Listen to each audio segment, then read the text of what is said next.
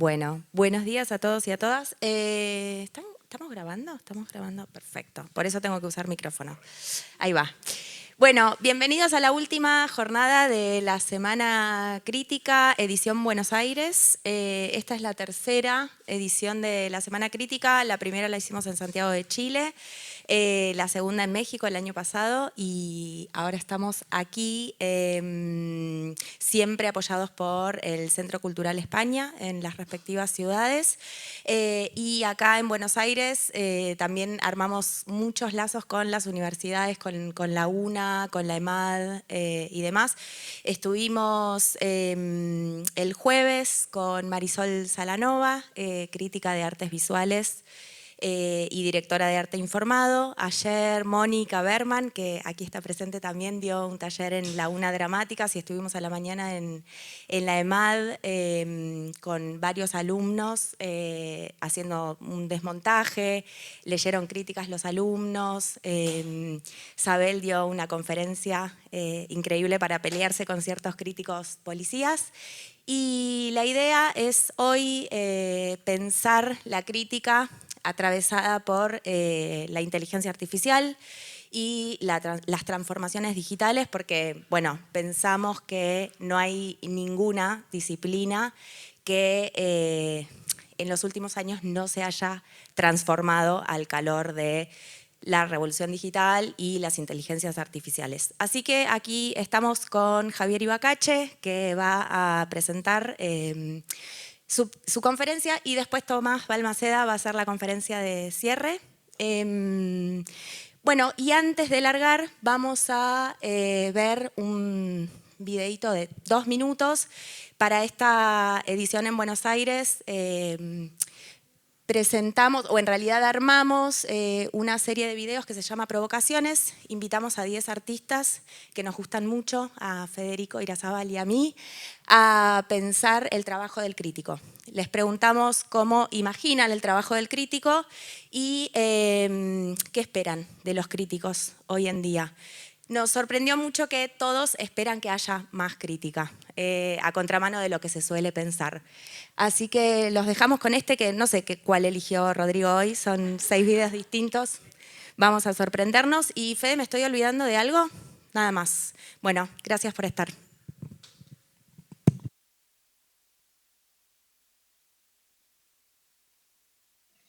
Imagino que actualmente los críticos compiten y pierden contra TikTok.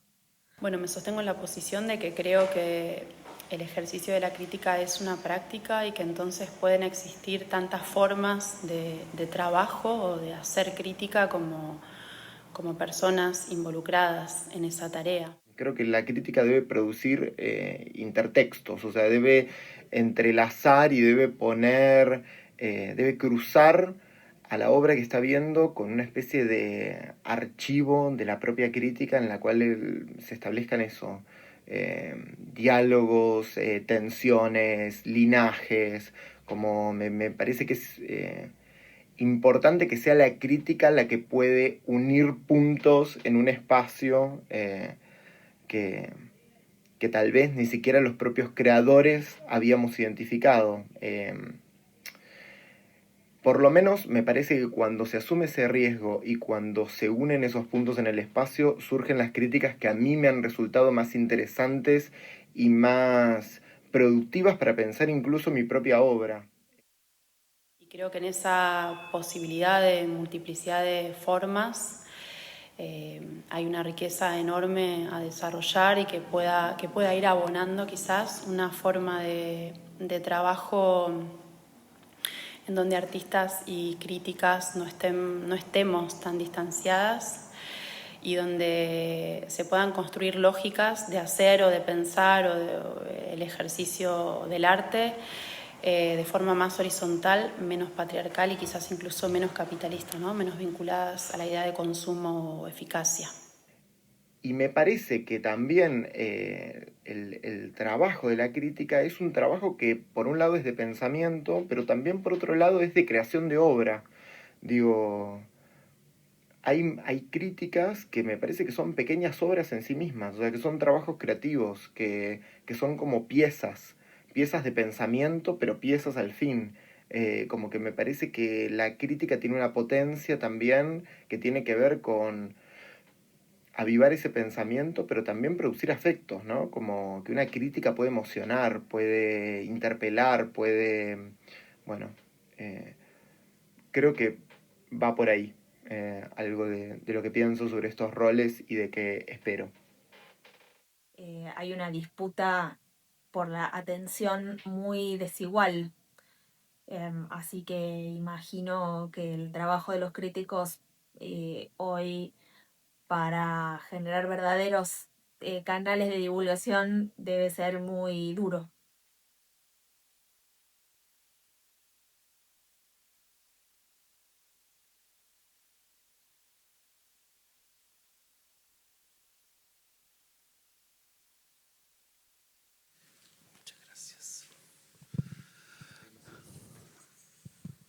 Muchas gracias por estar acá, sábado en la mañana en Buenos Aires. Es un desafío, ¿no? Bueno, me presento, mi nombre es Javier Ibacache, soy parte del, diríamos, equipo que está trabajando en la idea de construir esta Semana Crítica que partió en Santiago de Chile hace 2 años, el año pasado en Ciudad de México, y ahora estamos en un Buenos Aires que para nosotros también lo estamos reconociendo, ¿no?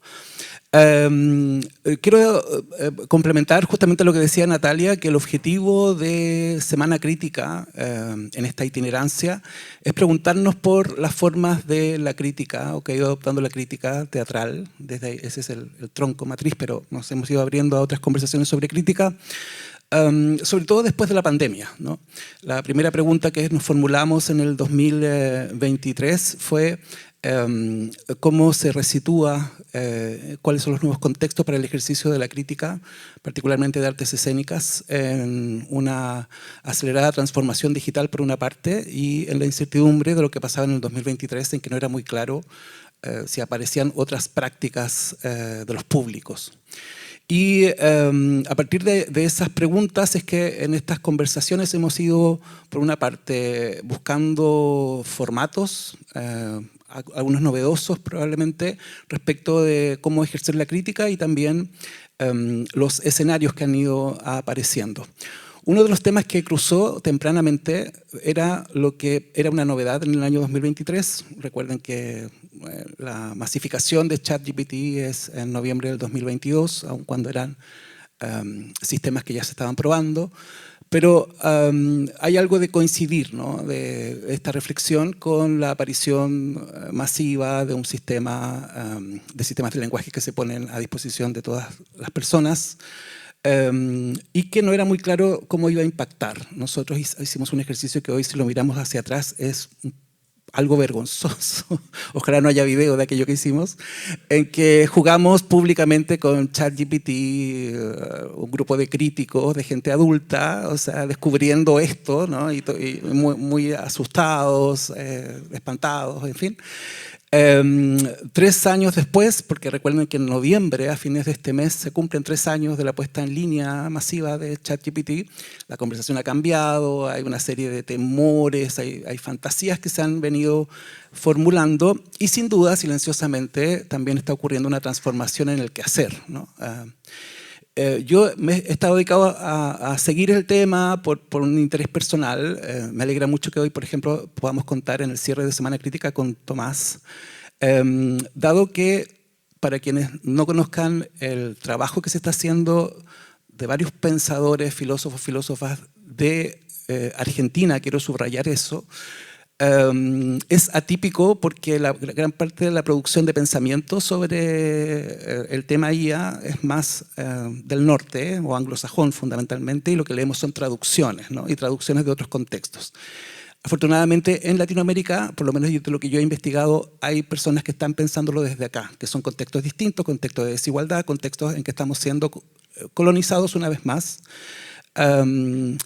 Y el pensamiento crítico parece ser la herramienta que podríamos tener, lo digo en potencial porque no es tan claro si servirá, pero podríamos tenerlo como una forma de contrarrestar este proceso o de al menos darnos cuenta qué está en verdad ocurriendo, más allá de la fantasía y de la campaña de marketing de ChatGPT y todas las corporaciones, ¿verdad?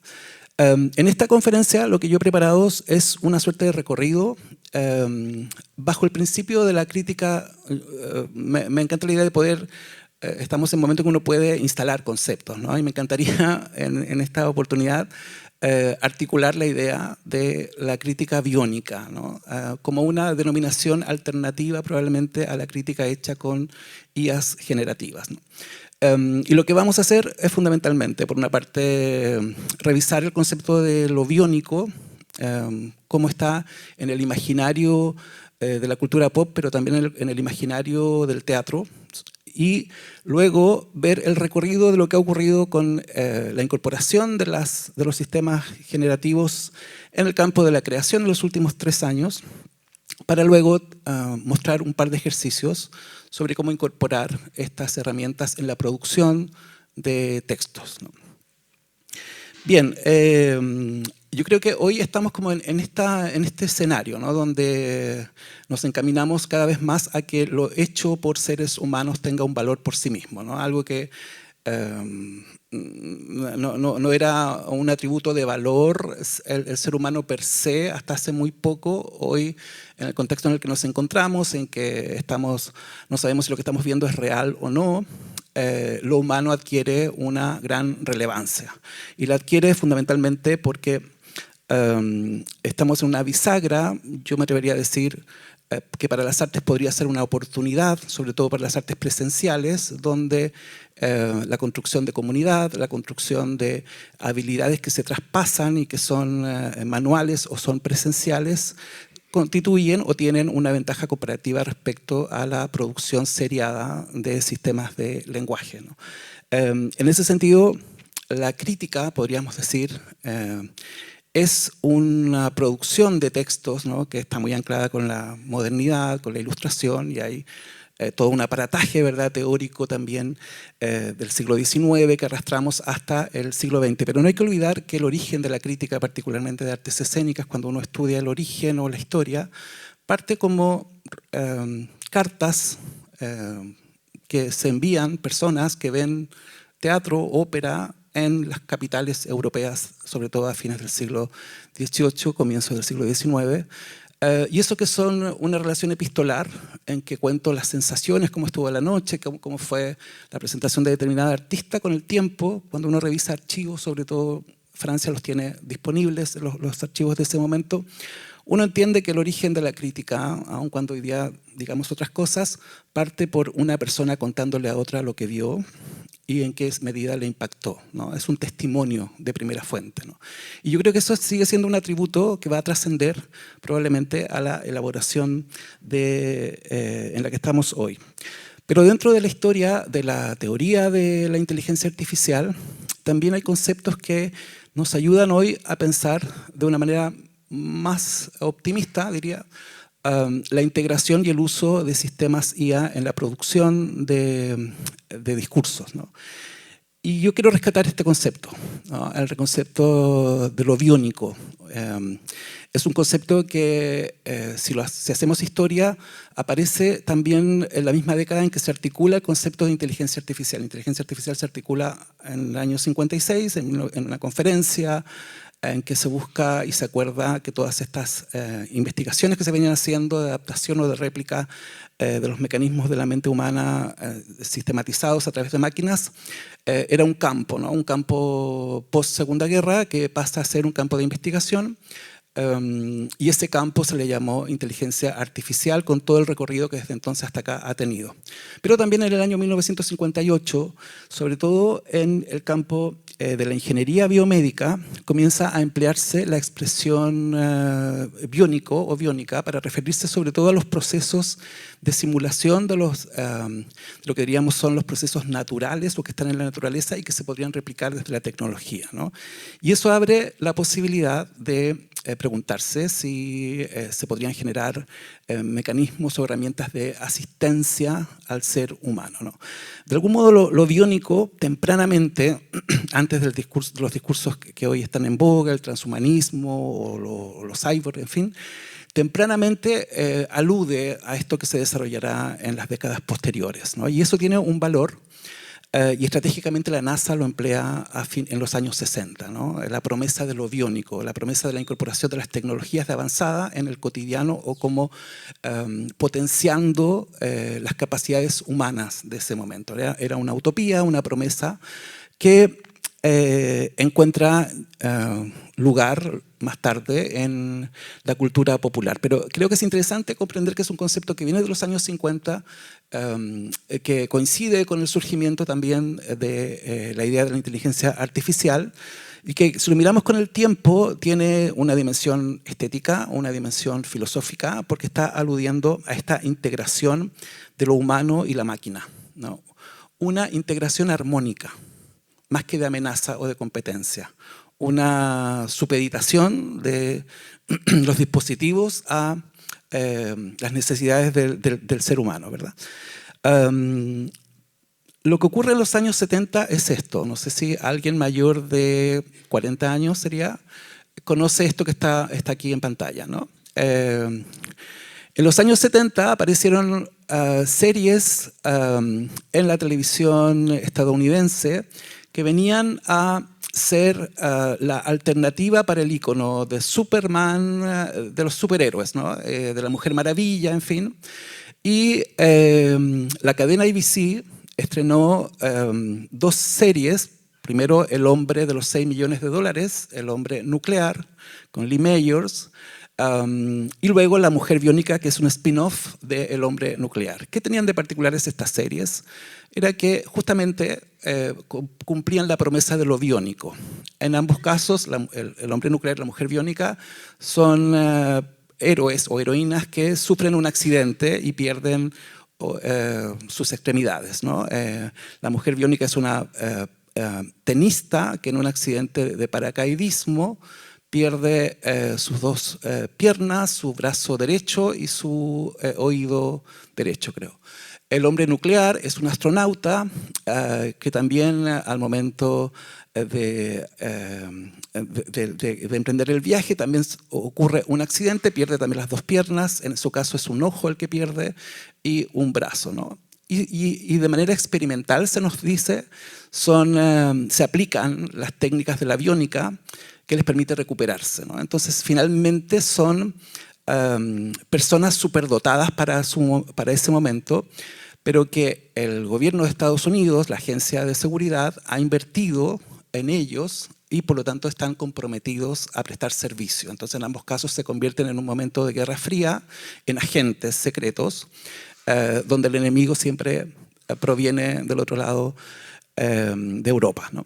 Entonces la fantasía que hay acá, en el caso de la mujer biónica, y esto es interesante, es que es un contrapunto a la Mujer Maravilla, ¿no? Si ustedes ven el mito de la Mujer Maravilla no es una heroína corriente, ¿no? Ella pertenece a una estirpe de fuera de la sociedad, es una infiltrada, lo mismo que Superman, ¿no? Ambos son héroes y heroínas que pertenecen a una estirpe distinta, especial.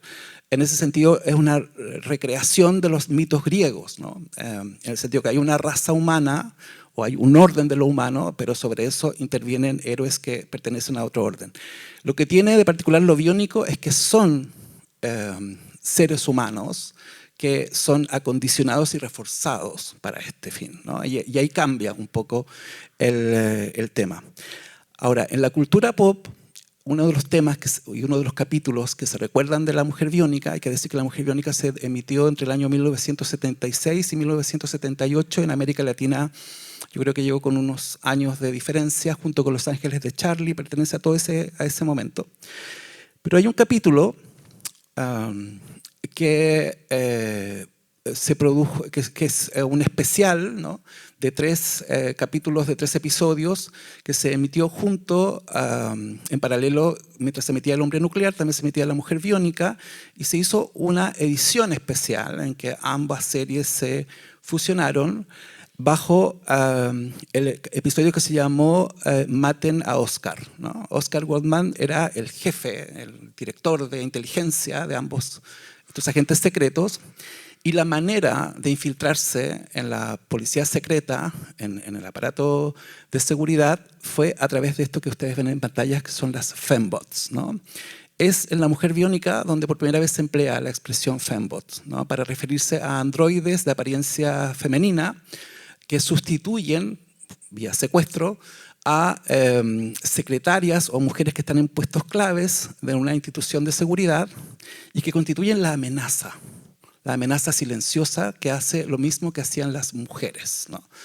Y lo que nos muestran estos capítulos, que están hoy muy recuperados por el discurso feminista, por el discurso también de cómo pensar lo estético desde esta perspectiva, es la confrontación entre el ser humano potenciado por la IA, que era lo biónico, frente a androides que hoy día serían los sistemas generativos de inteligencia artificial, ¿no? Entonces hay en los 70 un escenario que hoy día pareciera que estamos... se está materializando en los hechos, ¿no? Bueno, Lee Mayors, el hombre nuclear, el hombre de los 6 millones de dólares, y aquí la escena de Fembots, que quiero que la veamos. Vamos a ver, no sé si podemos apagar la luz un momento solamente. Vamos a ver una escena en que por primera vez el espectador en el año 1976 conoce y comprende lo que es una Fembot.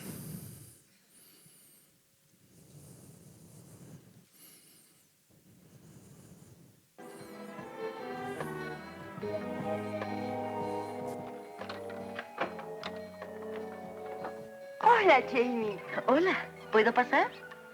Seguro. Gracias. ¿Puedo ofrecerte algo? Me gustaría un café y una oportunidad de disculparme por lo de hoy. Estaba muy enfadada y me sobrepasé. Yo también. Es la tensión que tenemos. Voy a traer el café. ¿Cómo lo tomas? Negro, ¿no lo recuerdas? No estoy bien calibrada hoy. ¿Qué es lo que pretende? Por cierto, ¿cómo está tu asunto familiar? ¿Tu mamá está contenta de que no renuncie? Va a estarlo cuando lo sepa. ¿Aún vas a ir a Newport para hablar con ella? Investigue Newport. No hay mención de Newport en el expediente de Callahan. ¿Es una broma? ¿Una trampa? Tal vez es algo que Callahan dijo esta mañana. Nunca has estado ahí, ¿verdad? No. No. Eso no es cierto. Me dijiste ayer que ella quería que fueras a Cape Cod. Tal vez te pareces y hablas como Callahan, pero no eres ella. ¿Quién eres tú? ¿Y dónde está Oscar Goldman? Es peligrosa. Captúrenla. No te comparas con nosotras, Somers. No quiero hacerte daño. Por favor, ven con nosotras. Aumenta el poder de las Fembot. Sí, señor. No me obligues, Somers.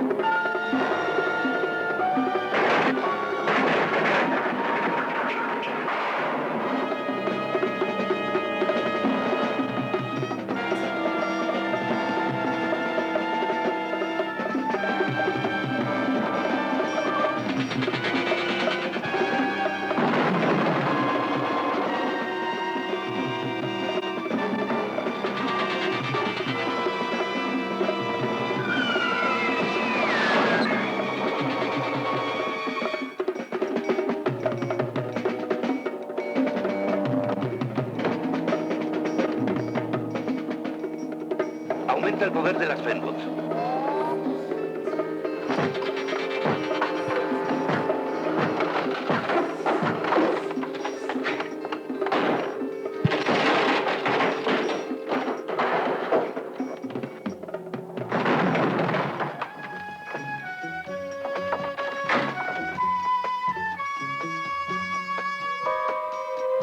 ¿Seré tan biónica?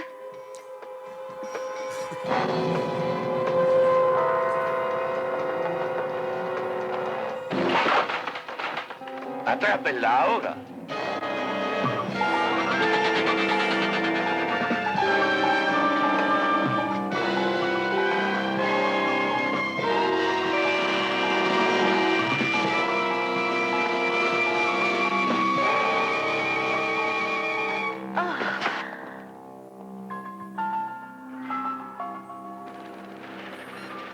No se arriesguen.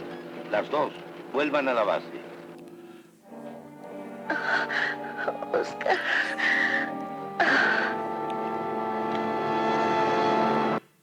Bueno, eso es Maten a Oscar, una escena clave en que entendemos que las secretarias no eran secretarias, sino que eran fembots, androides. Y entendemos cuál es el poder de lo biónico frente a estos androides que, como ven, están siendo vigilados a distancia en un sistema que generan respuesta, ¿no? Que es todo lo que la fantasía hoy nos tiene materializado en los sistemas generativos de inteligencia artificial, ¿no? Yo lo traigo a colación porque estas figuras han permeado también la producción teatral y la producción cinematográfica. Y me gusta la idea de pensar que podríamos también en este marco establecer el concepto de crítica biónica como un campo en sí mismo, donde por una parte reflexionamos sobre la integración de interfaces cerebro-máquina, algo que se está resistiendo mucho, ¿verdad?, pero que está ocurriendo, con discursos propios como del arte poshumano o el bioarte, pero al mismo tiempo que reconoce el impacto de la IA generativa en la producción escénica como un nuevo escenario, ¿no?, para el cual la crítica quizá que hasta ahora hemos articulado no tiene necesariamente las herramientas para teorizarlo, pensarlo y leerlo, ¿no? Por ende, la crítica biónica es una propuesta, ¿verdad?, podemos discutirlo. Es una suerte de variante dentro del ejercicio de la crítica que desarrolla procesos y análisis con asistencia de programas IA generativas fundamentalmente para ampliar o profundizar en la lectura de creaciones artísticas, ¿no? Y esta definición está tomada del ejercicio, de la praxis, ¿no?, de lo que he estado mirando, de personas que están trabajando con IA generativas para producir discurso crítico y lo que en los hechos ocurre, ¿no?, hasta donde esa primera renuencia que se dice no es posible, el ser humano y sus atributos son siempre superiores que sea a lo digital. No obstante, hoy están apareciendo cosas interesantes. Pero es interesante, creo también, ver cómo lo biónico tiene un correlato, ¿no?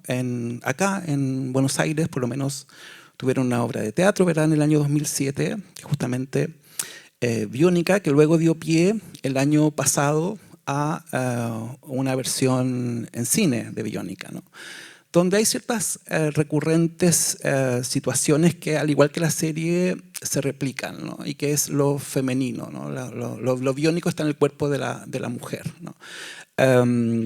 Y es un grupo de hombres que manipulan esos cuerpos, que el enfoque feminista ha tomado esto, ¿no?, como una gran metáfora para levantar discursos frente a las nuevas tecnologías.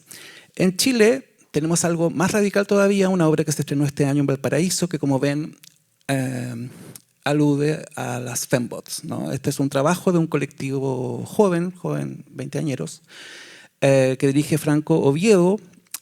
Se estrenó este año en Valparaíso, ahora se presentará en Teatro Amil, que también toma todo el discurso y el imaginario de lo biónico, pero particularmente las fembots como una representación justamente de las tensiones que hoy existen entre género y nuevas tecnologías, ¿no? También es interesante ver que Fembot, el sueño argentino, es una obra, ¿verdad?, que también se presentó recientemente. O sea, en mi opinión hay una recuperación del concepto. Hay un colectivo, ¿verdad?, el colectivo Fembots, que es un colectivo feminista, que su manifiesto es del año 2011, Pero a mí no me parece casual, me parece que hay algo que ocurre en los 70 en este imaginario, en esta confrontación que deja una huella y que traspasa, ¿no? Hay mucha conversación en redes sociales sobre las fembots, hay mucha discusión, análisis de estos capítulos, porque las fembots tuvieron en el año 76 tal éxito que tuvieron que volver, luego viene la venganza de las fembots, en fin, Jamie Somers, que es la protagonista, se enfrenta recurrentemente a las fembots, son sus enemigas clásicas, ¿no? Y luego hay también un linaje de las fembots, el creador de las fembots tiene un hijo que luego vuelve, reaparece en la serie, pero descubrimos que ese hijo en verdad es un fembot también, ¿no? Que ese padre no había... hay una serie de mitos que se replican acá, ¿no? Está Pinocho, está Frankenstein cruzándose, y que es interesante cómo se actualizan desde lo biónico, ¿no? Ahora bien, si hacemos el cruce entre inteligencia artificial y creación artística, y este es, en mi opinión, el campo de análisis y de trabajo de la crítica biónica, tendríamos que pensar cómo el teatro de las artes escénicas está en la esencia de la denominación de los androides, de los robots, ¿verdad? El concepto robot, si bien Frankenstein se escribe antes, diríamos el mito arquetipo que remite a su vez a Prometeo, ¿verdad? Porque es el fuego de los dioses y Prometeo en una de las versiones del mito modela a la raza humana, ¿verdad? Dice que la especie humana ha sido modelada y el fuego de la vida la da Prometeo, ¿verdad? Que somos fruto entonces de todas estas fantasías que nosotros venimos de otro lugar, de las estrellas, en fin. Pero si lo hacemos la reconstrucción en el teatro, es en 1920 cuando aparece por primera vez el concepto de robot en esta obra de Karel Čapek, que precisamente en el año 2020 se recuperó como imaginario, ¿no? Y lo que se muestra acá son estos androides que son resistidos por la clase obrera porque son una amenaza de sustitución laboral. O sea, así de antiguo es el concepto y la paranoia en la que estamos hoy, ¿no? Y si hacemos una recuperación más reciente de cómo esta conversación se ha dado, sin duda que hay que mirar hacia Japón, porque si hacemos la historia, es Japón, en Japón donde el doctor Ishiguro es pionero en la integración de androides en la escena, ¿no? Esta es una versión de Las Tres Hermanas que recorrió Europa en el año 2009. De aquí sale una actriz androide, que es Geminoide, que luego interpreta monólogos y viaja en la siguiente década por varios escenarios, ¿verdad? Geminoide es una androide que se va actualizando, el doctor Ishiguro trabaja en su laboratorio en la actualización. Hay todo un tema allí como él también se va operando, porque las réplicas de él va envejeciendo antes que las réplicas, entonces él va operándose, pero prefiere desarrollar más a Geminoide como actriz, que está en la antesala de la discusión actual, porque Geminoide es una muy buena actriz. Yo tuve oportunidad de verla en escena. Ganó premio de actuación en un festival de documentales, Geminoide, y su monólogo sobre transhumanista es muy conmovedor, debo decirlo, ¿no? Pero es interesante ver cómo antes del 2022 estaba todo fraguado respecto de la creación, ¿no? El MIT en el año 2011 estrena una ópera desarrollada con sistemas IA, ¿no? Este proyecto que fue de laboratorio se estrena en el 2011 y es el precedente para toda la integración que después del 2018 ocurre en lo escénico, ¿no? Y esta ópera, por cierto, su tema es transhumanista, ¿no? Su tema es un relato distópico sobre este escenario emergente.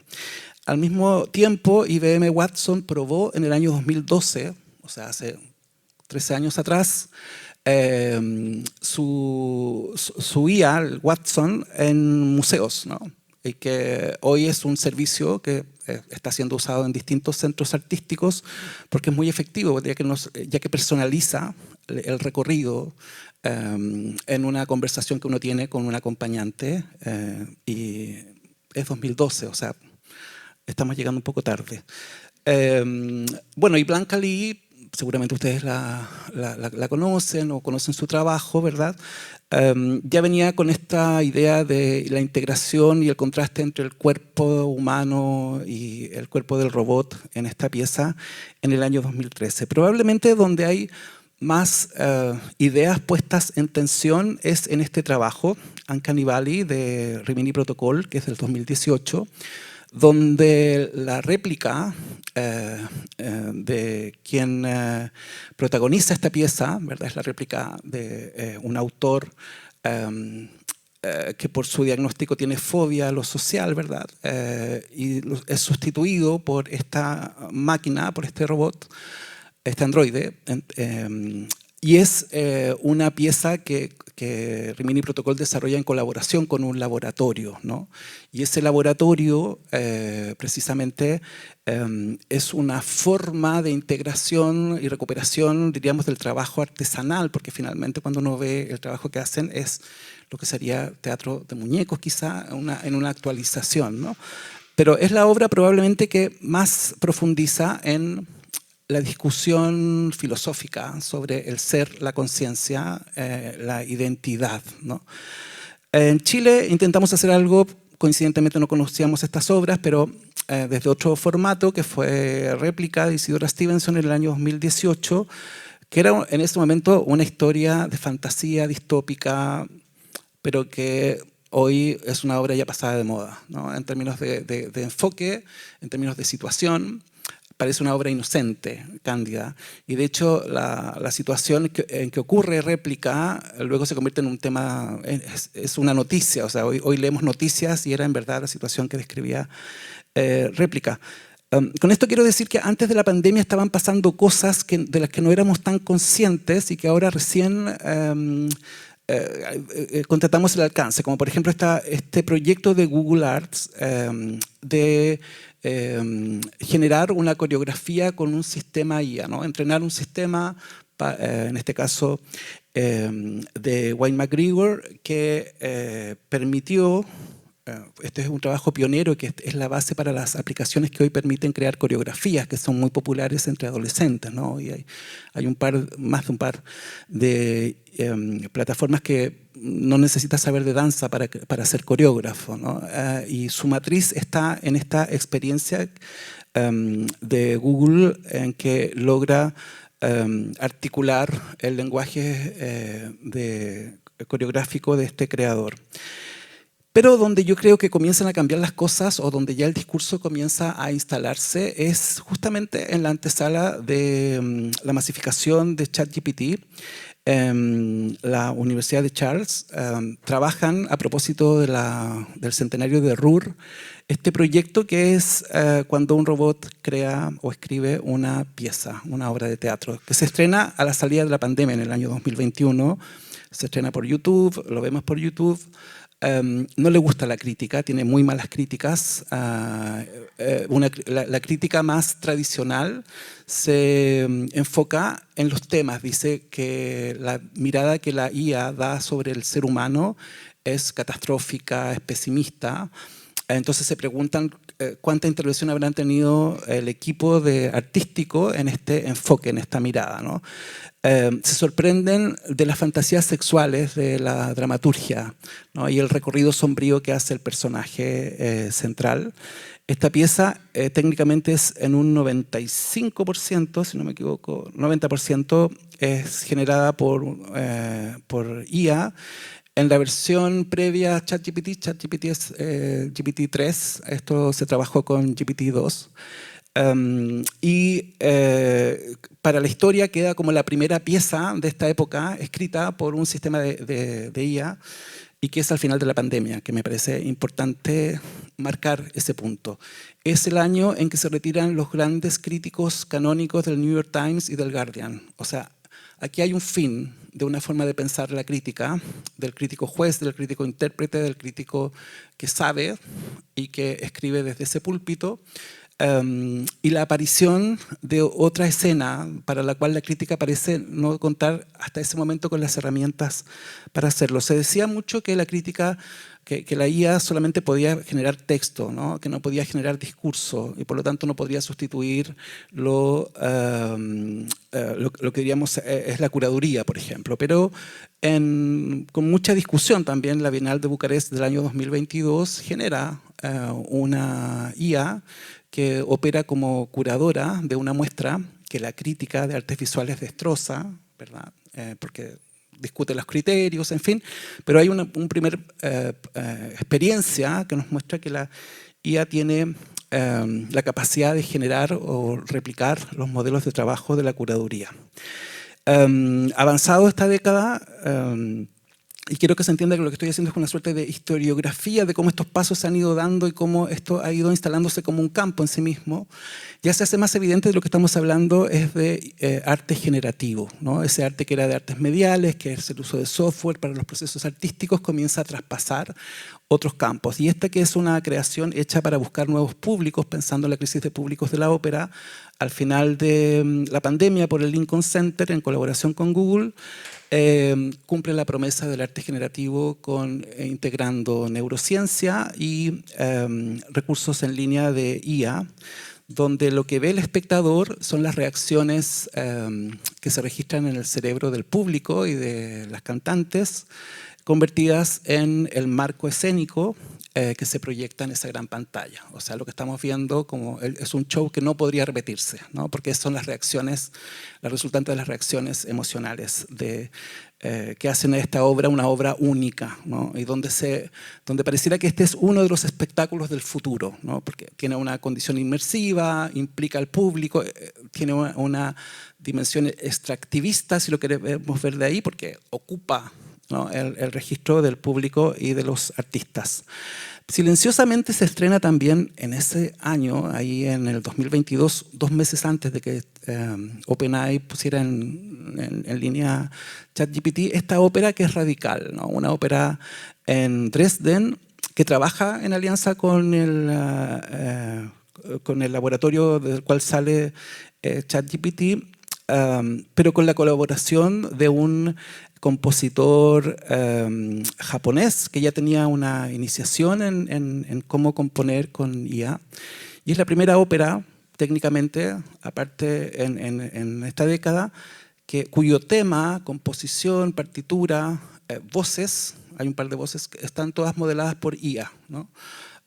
Esto generó también discusión, la crítica de ópera, que es más tajante y más tradicional y conservadora que la crítica de las otras artes escénicas, no gustó mucho del espectáculo, pero cuando uno comienza a leer esto se da cuenta que hay falta de herramientas como para comprender lo que está ocurriendo, la transformación en ciernes, ¿no? O lo que comienza a pasar con el uso más doméstico de la IA. Pero me parece interesante los últimos gestos que tiene la IA cuando hablamos del espectáculo del futuro. El espectáculo del futuro hoy se lo piensa que ocurre en Las Vegas, en este gran dispositivo que es The Sphere, esta gran pantalla inmersiva, circular, de 15.000 metros cuadrados, 75 metros de altura, donde los contenidos inmersivos son generados por IA, pero sobre todo la recuperación de la memoria, ¿no? Esta versión del Mago de Oz ideada para The Sphere abre el relato original a escenas que no estaban, ¿no? E involucra al público de un modo inédito, ¿no? El público implicado es posible de materializar a través de la recuperación del relato. Y como en la línea del Mago de Oz, de la recuperación del Mago de Oz, hay una serie de proyectos que se están realizando porque parece estar aquí, por la escala de públicos que moviliza The Sphere, el futuro de las artes en vivo, ¿no? Y se lo están preguntando en la ópera. En Chile se está construyendo una réplica de Sphere, pero para la difusión de la ciencia, con una alta inversión privada de recursos. Entonces creo que están pasando cosas que se coronan con esto, ¿no? Una discusión del último mes.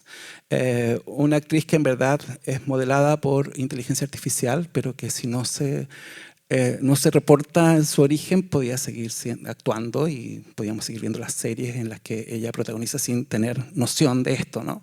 Sin tener noción de que es una creación de inteligencia artificial, con lo que pareciera que no se están cumpliendo los acuerdos de aquella ¿Recuerdan la huelga del 2018 que retrasó series donde los sindicatos estaban peleando por el respeto de la... Bueno, vemos que no era tan así, ¿no? Ahora, ¿qué decimos respecto de esto, no? Quiero citar aquí un libro recién aparecido, creo que el mes pasado, al menos en español. Cuando uno empieza a ver los discursos y discusiones sobre esta temática, se da cuenta que hay ciertos discursos que se repiten, se reiteran. Pero creo que la inteligencia artificial y el fin del arte, que lo escribe una crítica en alemán originalmente, nos deja algunas ideas que creo que son las que atraviesan la conversación y sobre la cual la crítica requiere tomar postura, ¿no? En este libro se afirma, la pregunta es si una máquina verdaderamente puede ser creativa, no es una pregunta muy original. Pero la respuesta que hace, o que plantea, me parece interesante en afirmar que lo que produce la IA es un arte falso en el sentido que son objetos que imitan la apariencia de una obra de arte, pero que carecen de autoría, ¿no? Y ahí radica aparentemente la esencia de lo artístico, ¿no? Carece de autoría, intencionalidad y responsabilidad estética. Me parece que ahí hay un meollo de la conversación que la crítica biónica podría preguntarse y plantearse, ¿no? La autora de este libro dice que ella utiliza la IA como una lupa para descubrir qué constituye realmente el arte, ¿no? Por lo tanto, podríamos pensar también que esa podría ser una estrategia de la crítica biónica, ¿no? Y por último, que la autoría es decisiva para la identidad en su opinión, ¿no? Esto es discutible probablemente, pero creo que es un punto que podemos emplear a la hora de articular el campo de la crítica biónica.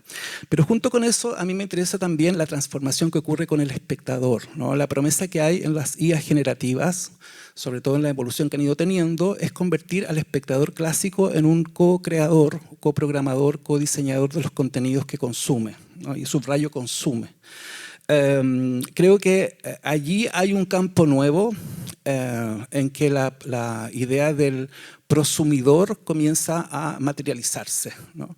Pero de manera radical, ¿no? Donde la reacción, el espectador-espectáculo es más relevante que el espectador-receptor, ¿no? Pero de una manera radical, ¿no? Esto ya lo vemos en los youtubers, en los tiktokers o en todos los que transmiten en línea sus reacciones a las creaciones, ¿verdad? Ese modelo viene a gratificarse y potenciarse fuertemente en la promesa que hacen las IA generativas. Bueno, y comienza a poblarse el mundo de imágenes que no existen, de voces que no existen y de creaciones que no existen, y comienza a generarse un modelo de negocios como este que está amenazando con sacar a todas las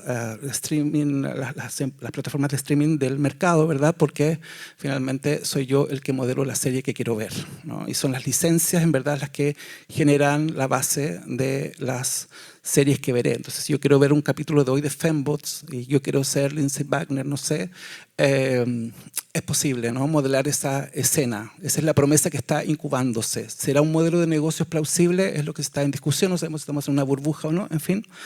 Pero por mientras, ¿qué hacemos? Yo creo que por mientras tenemos que iniciar la conversación de manera transversal y tempranamente. Este es un taller que se hizo justamente en el año 2023 con estudiantes secundarios en Santiago de Chile del Instituto Nacional, que es un instituto histórico, hoy conocido porque fue la cuna del estallido social, pero que por la formación que tienen es un colegio del año 1812, es anterior a la Universidad de Chile, tiene toda una tradición sobre la idea de modernidad y progreso. Yo he estado trabajando con ellos porque estoy en el CEINA, que es el centro cultural que está al costado del instituto, y que pertenece como centro de extensión al instituto. Creo que hay una conversación muy interesante que no estamos viendo, ¿no? Una conversación que se está dando entre adolescentes y en el uso que están haciendo, porque es un uso declarado de las IA generativas, que creo que puede ser muy interesante para la discusión sobre lo que podría ser la crítica biónica. Y por último, lo que quiero presentar antes de ver ejemplos concretos es lo que hasta ahora se ha generado como reflexión respecto de la IA, ¿no? De la IA en el campo de la crítica. Este es el primer artículo que se publicó en el 2023, donde una crítica, Lili Janiak, comparó la producción de su crítica. Ella fue a ver una obra, ¿no? Escribió una crítica y le pidió en ese momento a ChatGPT, con un prompt muy simple, escribir una crítica de la misma obra, ¿no? y lo comparó y escribió un artículo, ¿no? Y este ejercicio se ha hecho bastante, ¿no? Donde uno lo que detecta es la falla en el prompt, ¿no? Lo que estás pidiendo en verdad, lo que esperas, ¿no? Pero sirvió mucho para esto, que lo hacen en el mismo tiempo una revista también digital, que es esta declaración pomposa. Contratamos a un crítico de teatro IA, lo mandamos a ver El Rey Lear y llegó con un artículo que no pudimos publicar, ¿no? Pero donde se ridiculiza el uso elemental de ChatGPT porque es como si fuera esto magia, ¿no? Hay otros ejercicios que han ido un poco más de fondo, por ejemplo, esta producción que se hace en España dentro del Anuario de Cultura Digital, hace una reflexión más temprana de fondo sobre las posibilidades de que las IA generativas fueran asistentes de los críticos en documentación, en archivo, en edición y en sistematización de datos. Y esto comienza a instalarse como el aporte que puede hacer la IA a la crítica. Esta es una pregunta que se hace desde la crítica literaria sobre si es posible hoy distinguir reseñas de libros hechas con IA y hechas por seres humanos. Y aquí se hace un estudio, esto es de la Universidad de Tesalia del año pasado, en que se usa una base de datos bastante significativa. O sea, el volumen permite pensar que las conclusiones a las que llegan son interesantes. Ellos logran establecer un parámetro que permite distinguir cuándo una crítica está escrita o no por un ser humano, ¿no? Y eso tiene que ver sobre todo con estilo y con construcción de discurso, ¿no? Con el tipo de conjunciones y preposiciones que se emplean en los discursos, ¿no? O sea, allí están las sutilezas de construcción diríamos, de identificación. La más cercana a las artes escénicas y al teatro como producción de discurso está en este artículo que se pregunta por las posibilidades que pueda generar la IA en el campo de la producción de crítica de danza. Y es interesante que del mundo de la danza se valore el trabajo de edición y la capacidad de investigación y la capacidad de punto de vista que puede contribuir la IA. Por último, a mí me interesa este fenómeno que creo que viene acompañado de los sistemas IA, ¿no? Que es la recuperación de discursos críticos, ¿no? En Chile estamos viviendo un momento de retrocrítica, yo diría, ante la ausencia de críticas, de espacios de crítica en medios, reducción y esto de que todos tengan blog pero que nadie lea esos blogs, todavía se habla de blogs, está apareciendo en lo social, en la conversación social, la retrocrítica, ¿no? Y la retrocrítica es la recuperación de grandes críticos que tuvieron su producción hasta antes de la pandemia, que están siendo reeditados y releídos, ¿no?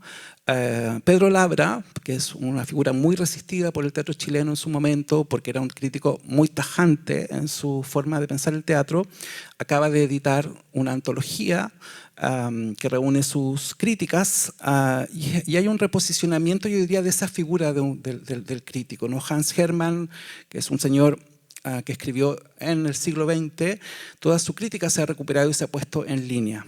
¿Por qué lo traigo a colación y por qué lo llamo retrocrítica? Por esto, ¿no? Que es la recuperación en Reino Unido de un crítico que para el lanzamiento de una revista se recupera y se le encarga una crítica de una exposición en los mismos términos en que él solía escribir sus críticas. Hay autores, amigos que dicen que eso no es él, pero es un ejercicio que sospecho que lo vamos a ver con más frecuencia, ¿no? Que es la recuperación, entrenamiento de sistemas IA con discursos, aparatos críticos y la reaparición y rearticulación de la crítica, que tiene estas otras expresiones, ¿verdad?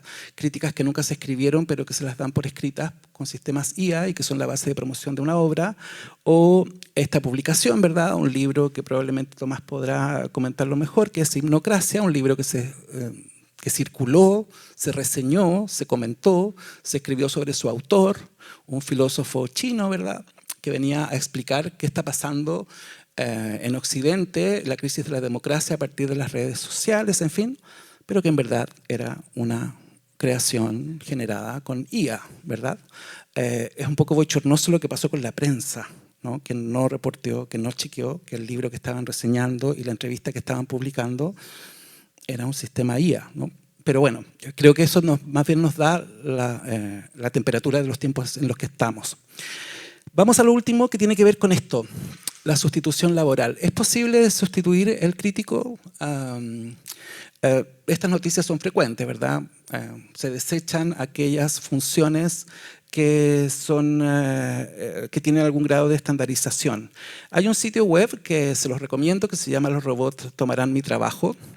Yo lo sigo desde que se abrió el 2018, creo, 2019. Han venido cambiando su metodología para estimar en qué porcentaje el trabajo que tú haces puede ser sustituido por IA, por algún sistema IA, según la zona en la que estés, según los estudios que se hagan. Y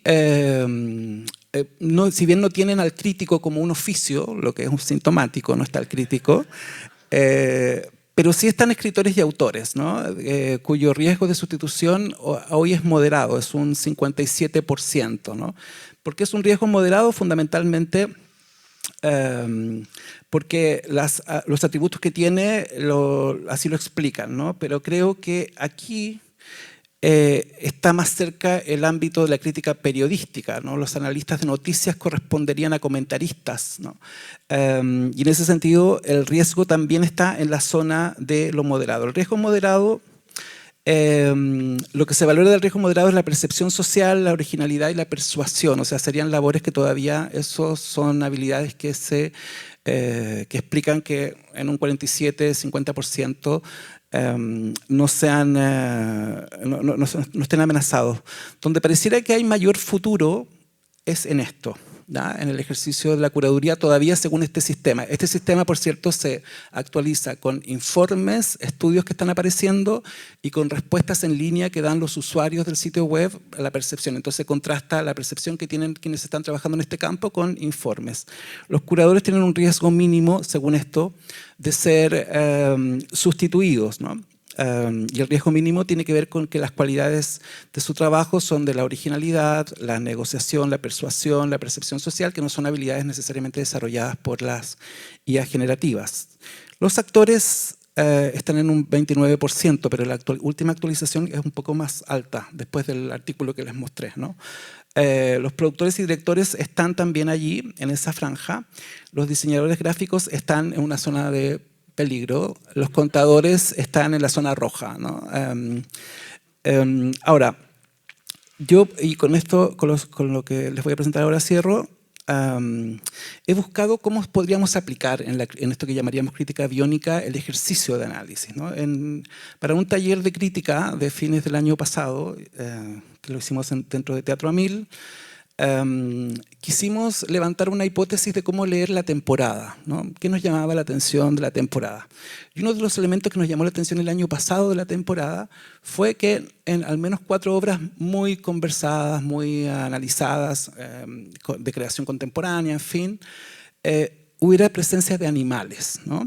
Y habían 3 obras que lo remarcaban: Animales de trabajo, de Tomás Espinosa, Vampir, de Manuela Infante, ¿verdad? En Animales de trabajo estaban todo lo que podía haber en un zoológico, pero metaforizado. En Vampir también hay una metáfora sobre la figura del vampiro, pero del murciélago en verdad, ¿no?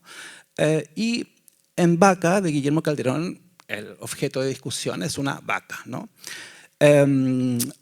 Y la IA, en este caso trabajamos con ChatGPT, generó un artículo muy lúcido, debo decir, ¿no? Simplemente pidiéndole un análisis que relacionara las 3 obras, ¿no? Esto se los puedo compartir si quieren leerlo, pero encontramos que habían cosas que eran un poquito afirmaciones gratuitas, en fin. Entonces generamos un segundo prompt pidiendo esa misma comparación, pidiendo que sea una investigación en torno a los discursos de las obras para ver en qué puntos conectaban. Y este resultado es muy satisfactorio. Esta versión a todos nos pareció que en verdad daba luces y daba un punto de vista que ninguno de los que estábamos en el taller hubiera articulado, ¿no? Aquí el prompt fue fundamental, el material de base también, el material disponible sobre las obras también.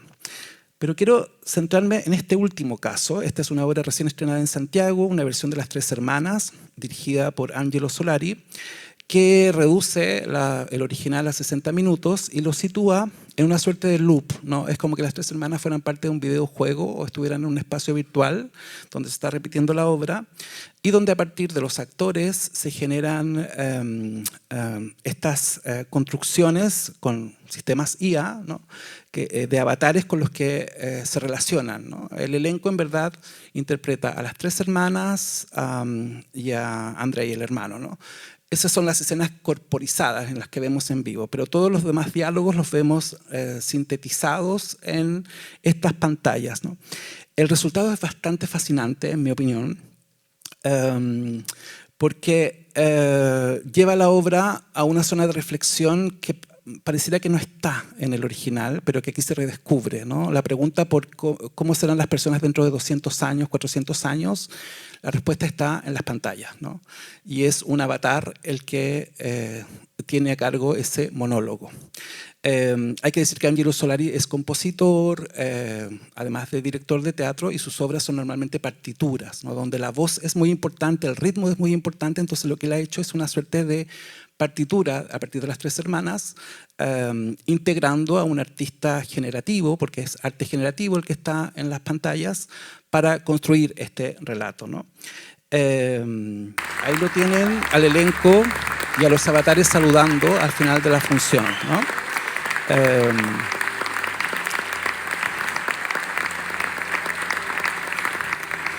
¿Gustó o no gustó?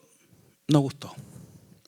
La crítica tradicional dice, crítica del Mercurio, Mario Valle, dice: la incorporación de estos elementos tecnológicos y la serie de estímulos a los que se ven sometidos los espectadores tienden a desdibujar la esencia de esta obra de teatro psicológico sin lograr dar con el ambiente requerido. O sea, él está esperando algo que no ocurre, ¿no? Sus reflexiones acerca del devenir y el futuro, así como el espíritu chejoviano, básicamente se pierden en medio de esta marea virtual. Yo diría que Mario Valle, un colega al que respeto, hubiera disfrutado mucho la revista del Cervantes. Yo la vi anoche y pensaba en él, porque esa es su escuela viene de allí, ¿no? Él era un espectador muy frecuente de revistas porteña. Este ejercicio queda un poco fuera de su marco, ¿no? Pero si le pedimos a ChatGPT, con las herramientas con las que cuenta, que escriba un texto con la misma extensión, aparece otra lectura, ¿no? El ChatGPT, que sería crítica biónica, en mi opinión, logra en este texto dar con la esencia del ejercicio y proponer una lectura sobre el material, más allá de lo que el director quería hacer, ¿no? Con esto quiero decir que es posible pensar una crítica biónica donde ChatGPT nos ayuda a pensar y articular las ideas que aparecen allí, que están en un campo que todavía no lo hemos articulado del todo, pero que creo que acá están las herramientas que para un crítico quizá modelado por un discurso modernista pre-2020 nos quedamos fuera, ¿no? Y lo digo con respeto porque yo sé que aquí hay muchos colegas que somos de esa época, ¿no? Pero creo que aquí hay una oportunidad de quizá dar un salto, pensar si articulamos el prompt adecuado, ¿no?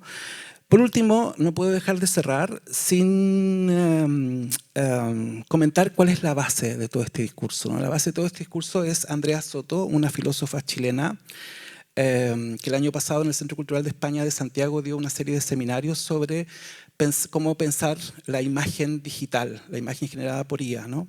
Ella publicó luego este libro que es Indisciplinas de la mirada, porque finalmente de lo que estamos hablando es de cómo mirar, ¿no? Ese libro que ven ustedes allí, Indisciplinas de la mirada, junto con Ver no es mirar, pertenece a un taller que hacemos en Ovalle sobre cómo pensar, cómo ver, cómo entender que ver no es mirar, cómo entender lo que es la mirada posada y la visión. Y creo que por aquí es por donde, en mi opinión, hay un camino posible de la crítica biónica empleando estos recursos, pero sin desatender lo que significa mirar, ¿no? Este libro plantea o busca torcer el gesto a lo que vemos y cómo lo vemos, y la mirada se plantea como una práctica afectiva, política y situada, donde somos conscientes de los regímenes visuales predominantes. Porque en lo que estamos hoy es una colonización de regímenes visuales predominantes con todas las corporaciones y sistemas que se promueven. Por lo tanto, para cerrar, la crítica biónica estaría basada en la colaboración creativa, en la generación de texto, imagen, música, en el formato que fuere, expandiría el rol autoral probablemente, podría desdibujar los límites disciplinares, habría un conocimiento de la escena emergente que ya hemos descrito, y con una capacidad para proponer lecturas y construcciones de sentido en torno a las obras resultantes, ¿no? Con un desarrollo de pautas y estrategias para este fin, es decir, con un prompt para ese propósito. Eso es, muchas gracias.